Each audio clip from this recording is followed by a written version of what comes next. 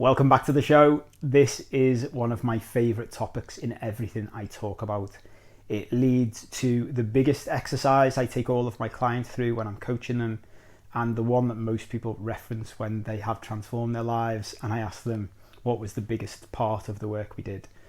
This starts off a big part of the journey, a big part of the adventure together, of us figuring out exactly who we really are to enable us to take apart that human that was built by other people and to rebuild who we really want to be. This is from the chapter of the book which is the A in HEAL, which stands for adaptation. Here's the big one to start with. What would you say if I told you there is more than one of you? When I first say that to most people, they're like, Paul, you're absolutely insane. That's crazy. Some people straight away are like, yeah, I see it. This is part of, if nothing else, when you go through this work, if you listen to this stuff, you watch the videos, if you read the book, if I don't get anything else out of it, I don't achieve anything else, what I want to achieve is how brilliant our subconscious is. I want people to understand just how incredible the system that we take for granted every day, that we just bounce around in this body and mind and we just think it's perfectly normal. I want you to start to appreciate just how incredible it is. This stuff blows my mind, really, and blows the mind of many people when I start talking to them about it. So there's more than one of us. When you hear that, the first thing I'll always say is, if when you hear that you think that's crazy, Paul, how is there more than one of me? There's only me. There's only Paul. There's only whatever your name is. There's just me. There's always just been me. Ask yourself this question. Next time you're talking to yourself, who are you talking to if there isn't more than one of you? Something to think about.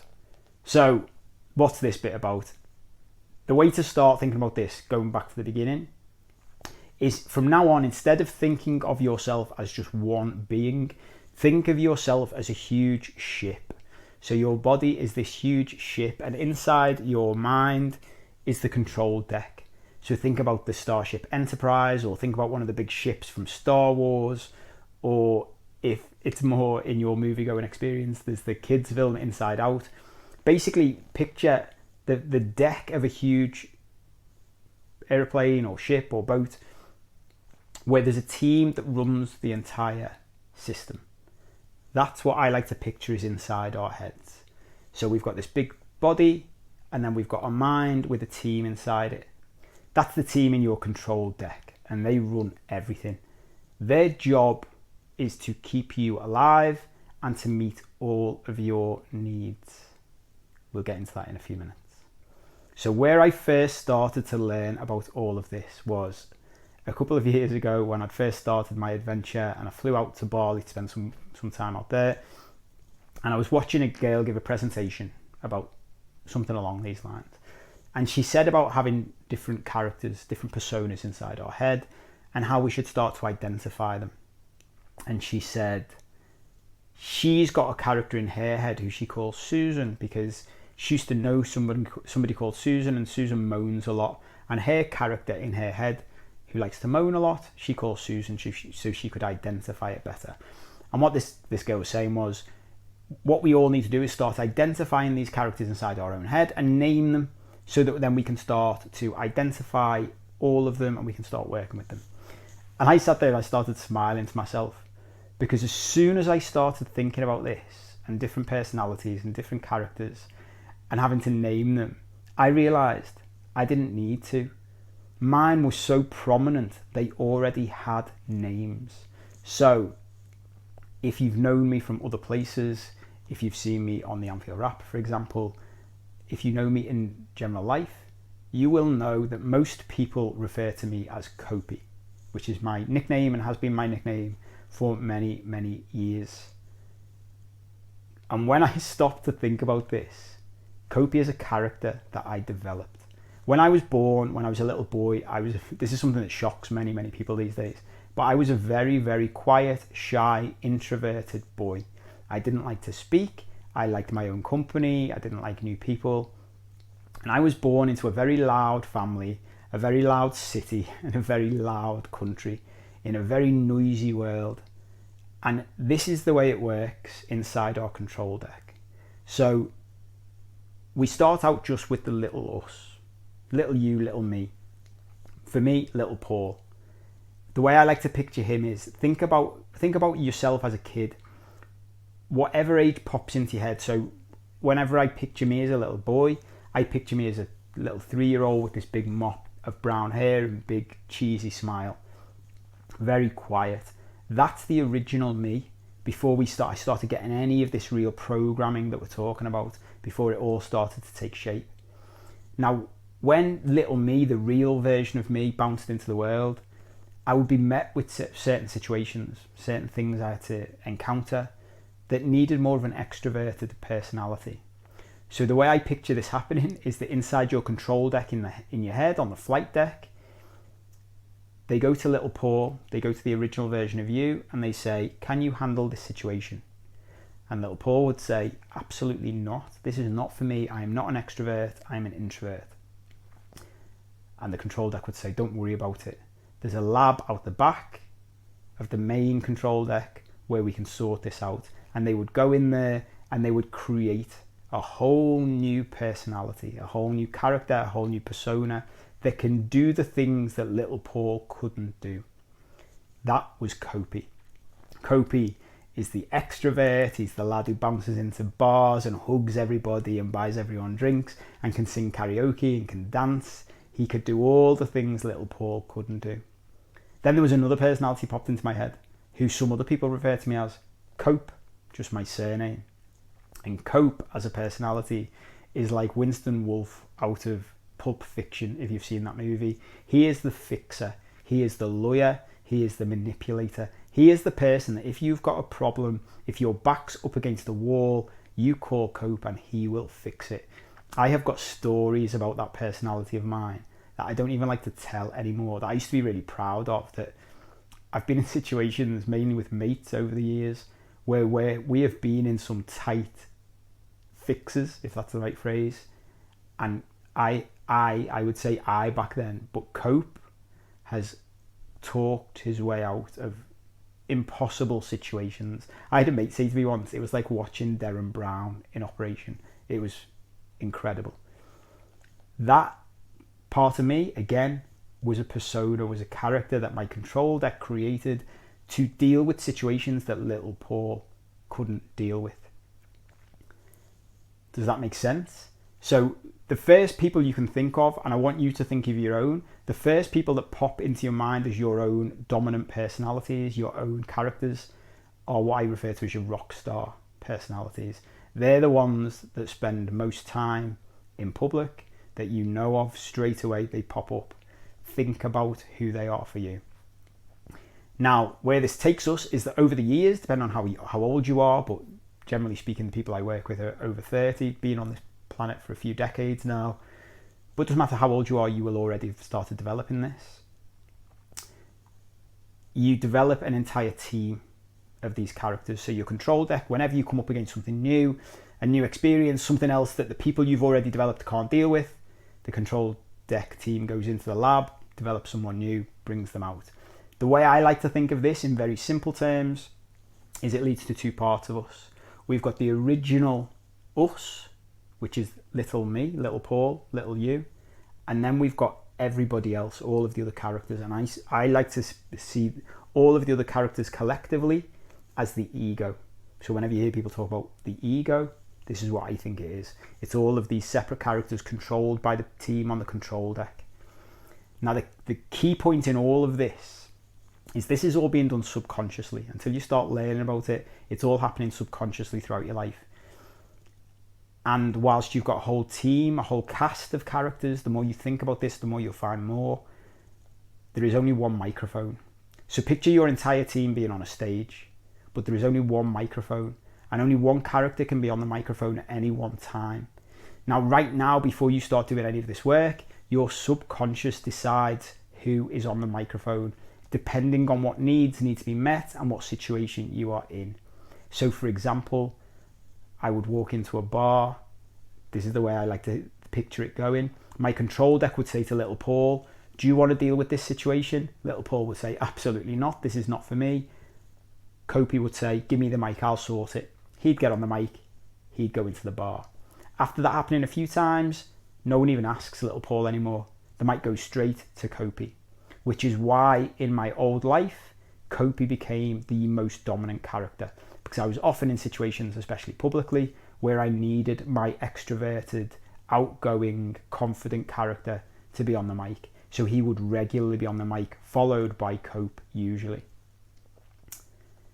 Where does this come from? Well, it all comes back to this work links to stuff that Tony Robbins does, if you've heard of Tony Robbins, and it's about our human needs. So in very basic terms, there are lots of human needs. There are lots of needs we're trying to meet all the time, subconsciously again, usually. They boil down to 4 core ones. So the most important ones to know about are: number 1, certainty or control; number 2, uncertainty or variety; number 3, significance or ego; and number 4, love and connection. And if you meet those needs, there are then 2 growth needs, fulfillment needs, which is contribution to wider society and growth. So growth as a human, basically. We talk more about the 4 core ones than anything else because these are the most important ones for the sake of this work. What happens is our control deck, its only job pretty much is to make sure our human needs are being met all the time. It does not care about our happiness. That's an important thing to note and to remember as we go through all of this. It does not care about our happiness. It cares about meeting our needs. So we all have a need for certainty and control. We all have a need for uncertainty and variety. We have a need for significance. We have a need for love and connection. And whatever situation we're in, our subconscious, our team in our control deck is looking to meet those needs by passing the mic subconsciously to whichever of our characters can meet those needs best for us. Does that make sense? The kicker is, up until this point again, when you don't know anything about this, often and usually, if we are meeting our needs subconsciously, so we are not aware of them, we are not aware of what needs we need to be met, so we are therefore meeting them subconsciously. Our team in our control deck is doing it subconsciously. It's passing the mic around without us realizing. Usually when that happens, we are meeting our needs in unhealthy ways, which is what leads to loads of the problems in life. So let me run through a few for you so you can sort of get an idea of what this looks like. Copy, for me, the extroverted, the outgoing, the confident character, he would meet various needs for me. One of the needs he would meet would be for uncertainty and variety, something I thought was a dominant need in my life until I'd done this work. Love variety, love to travel, love to meet new people.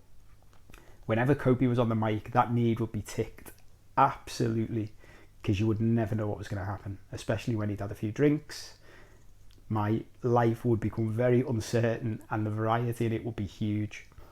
Part of that was he would also give me loads and loads of significance, because wherever he was, I felt special. I'd get lots of attention, I would sing karaoke, I would tell jokes, make people laugh, huge amounts of significance and feeling special. As part of that, I would also get loads of love and connection, because I'd be connecting with other people all the time. And then to wrap it all up, at the same time as giving me uncertainty and meeting my needs for uncertainty, strangely, counterintuitively, he also met my need for certainty and control. Because the one thing I could guarantee and I could be certain of is that when he's on the mic, I would meet all these other needs. So whilst he's meeting my needs for uncertainty, at the same time he's meeting my need for certainty. So this one character meets all of my emotional needs, which again explains why he spent so much time on the mic, because I couldn't do that for myself a lot of the time, as me, as the real me, as little Paul. Cope, as my other rock star personality, similar in some ways, he would very much give me certainty and control. Whatever situation he was in, everybody else would feel it. He is in control. He would walk into a business meeting, he would walk into any situation in which there's problems, something he'd sorted out, he would take control. He would give me complete certainty, which again led to me getting loads and loads of significance, because whenever people needed something fixing, they turned to Cope. They wouldn't turn to Copy, they wouldn't turn to little Paul. Without realising it, they would turn to my Cope character because he could sort things out. And that's where this all comes from. That's what this is all about. This part of the journey, this adventure, is about starting to figure out exactly who you are, really. Being honest with yourself, going into all of your different characters. So there's loads of exercises in the book about this. I'll start you off with one in this episode. And that is to sit down and think about it. Think about who your characters are. Think about what makes up your personality. If you get away from thinking it's just one person, the way to do it is to properly sit down for half an hour and go through it. And then once you've thought of as many as you can, just let it drift away, put your pen and paper away, and then just go through your week and then start becoming more aware. Another big part of this work is just becoming more aware of things as you're going through your day-to-day life. And whenever something happens, whenever you're in a situation, ask yourself, which character is this? Which part of me is this? And then come back to the work you were doing. So what you want is a spreadsheet. On a computer or laptop is best, because this turns into a much bigger spreadsheet as we go on. In your first column, you want to name the character. It doesn't matter what the name is. That is not important. It's just so that you can identify them. In the second column, you want to put what their traits are. So are they shy? Are they outgoing? Are they selfish? Are they loud? Whatever the traits are. And in the third column, you want to put what triggers them to take hold of the mic. In what situations would they take the microphone when you stop and think about it? So think of the Copy example. Copy takes the mic when I need to be extroverted, when I need to be in a situation where I need to be outgoing and loud, and little Paul didn't want to do that. And the fourth and final column for this part of the exercise is to think about what needs each character is meeting for you. Think about, are they helping you get certainty? Are they helping you get uncertainty and variety? Are they helping you to feel significant or special and stroke your ego? Are they giving you love and connection? If you can't, basically try and think of the top 2 needs that every character gives you. If there's more, write them all down. If you can get them all, write them all down. Remember that if a character exists, it is meeting your needs in some way. So if you can't think about it, this is another example of a place. I always say this is a treasure hunt where we can guarantee the treasure is there. So we just need to keep looking. If you can't figure it out, perfect example of one to get in touch with me about. You can send questions to questions@paul7cope.com. I'll put the link below.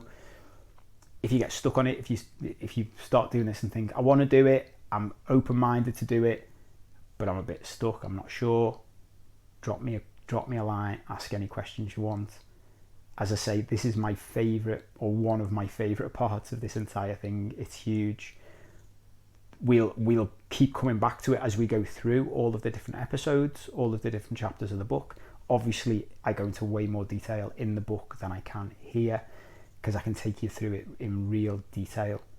And we'll keep coming back to add to the exercise, because this is all about figuring out who you really are. The biggest part of this and of this work, and one of the biggest flaws I think in the main personal development and self-help world, is that we start doing all this work and we never actually figure out who we are to begin with. This is about stripping back everything to figure out, going back to previous episodes, what happened to us as children, what led to us being the way we are, then who are we really? Not the stories we tell ourselves. We'll come to that later on. But not the stories we tell ourselves. Who are we really? And then once we can see all that and we can understand fully why we are the way we are, then we can start to meet these needs in more healthy ways. And when we can start to meet these needs in more healthy ways, I'm skipping way ahead here, we're going to come to this in a few episodes, we can start then to bring our characters back together, and we can start making sure that the real version of us stays on the mic more and more. So we can make sure that little Paul, little you, can do the things that as a kid you couldn't do. Remember, all of these adaptations were made or started when you were a child, when you weren't capable of coming up with better solutions for yourself. It all happened subconsciously. It all happened because the control deck in your head was just trying to keep you alive and fill your needs. Well, we're grown-ups now. So now we can learn about this stuff. We can figure out exactly why it happens, and then we can start taking control of our lives. By going right back to the root and doing all of this, it helps us to solve all these symptoms that we don't understand why they're there in the first place. That's the beauty of all this work. It's absolute gold dust. I hope that makes sense. I hope you enjoyed it. If you've got any questions, drop me a line. If you know anybody else who you think would like this, share it with them. See you soon.